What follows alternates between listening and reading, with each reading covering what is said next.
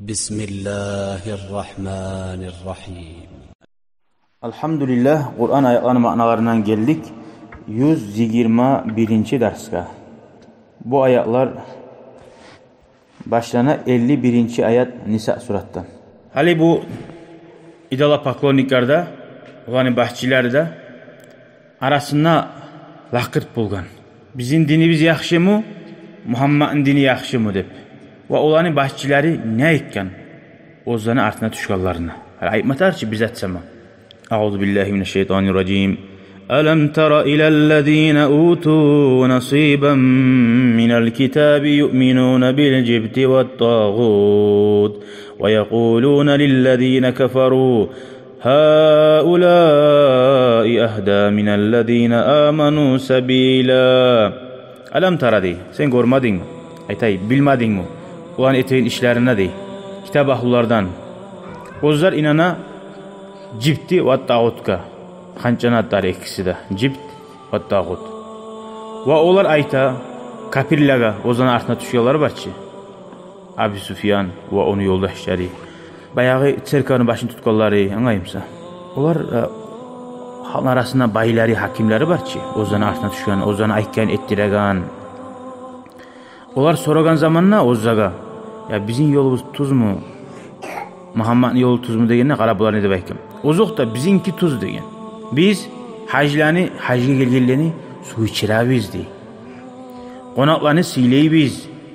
Biravga qiyinlik bolsa kömek etebiz deb Makkada, Araplarda bolgan bir adatlar yorula bolgan din gelginçe de, bizim İslam din gelginçe de. Ve naf'alu onu etebiz, bunu etebiz deb ozlar barda etegen zatların sanagan. Am Muhammed ya da Muhammed mi onu etegenine gel.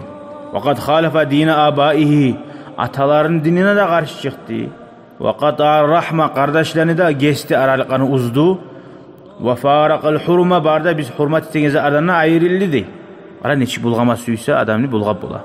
Haulâi antum, siz degen ahda minellezine amanu sabila. Şolar inangan yolda nese, sizin yolunuz tuz degen. Bulan yüreklerini toxtaştırma tarıqçı. Ozlar aytığın zatını ettirmek için. Allahu Teala ne ayta? Ulaikellezine la'anahumullah. O adamlara Allahu Teala şu bahçileri barçı. Şolara barısını Allah nalat berdi. Ve men yel'anillahu felen tecide lehu nasira. Kimge Allah nalat bersin? Hiç nalat bergen adamga azap bolakçı da. Allah ne azabın geri urup kömek etip olagan adam ulaga bolmaz dedi. Bayağı bu Abu Sufyan bu hali bu Makka değiller. Her bir zatını cuhutlara soruyor bugan. Cuhutlar kitap ahullar. İlmi suda bugan olanı bek. Bu Makka değiller soragan. Ya biz tuzmuz mu ya da Muhammed tuz mu degen zamanla şöyle Ka'b bin Aşraf şulanı ters yolga tuzlagan. Bu Ka'b bin Aşraf soragan Abu Sufyan'a, ya sizin dininizde ne zatlarını yürütasan aytalim mağa degen. O aytken biz şu zatlarını etebiz, şu zatlarını etebiz barçı. Qonaqlar sileybiz, hacılarını içirabiz biley, suvar verip biley hacıga gelgenlege soya biz hayollar Ka'banı kurup durabiz, Ka'banın dört diğerine aylanabiz dep şöyle aytken ve Muhammed'in hakkından sallallahu aleyhi ve sellem sokup da söyleme. Dağı buna bu cuhut adam aytken, vallahi siz tuzsuz deb ant etken. Sizin yolunuz Muhammed'in yolundan tuz degen. Ozumsa bileçi. Bular ne ayet oysa da Muhammed'in hakkından ozu bileçi kitaplarda Muhammed'inki tuz keyin. Hali bunlar bir ulu alamat bolgan adamlarga. Hali o cipt deb ayta har kulluğa tilegen zat. Cipt deb ayta kadar büyük maşileri var. Buna cipt artına tı var. Her Allah'dan gayrı kuluğa tilen zakka hançka cipt deyip olan. Ve tağut her şöyle kuluğa tilen hançının içine yanına şeytan bulgan. Görür müsün?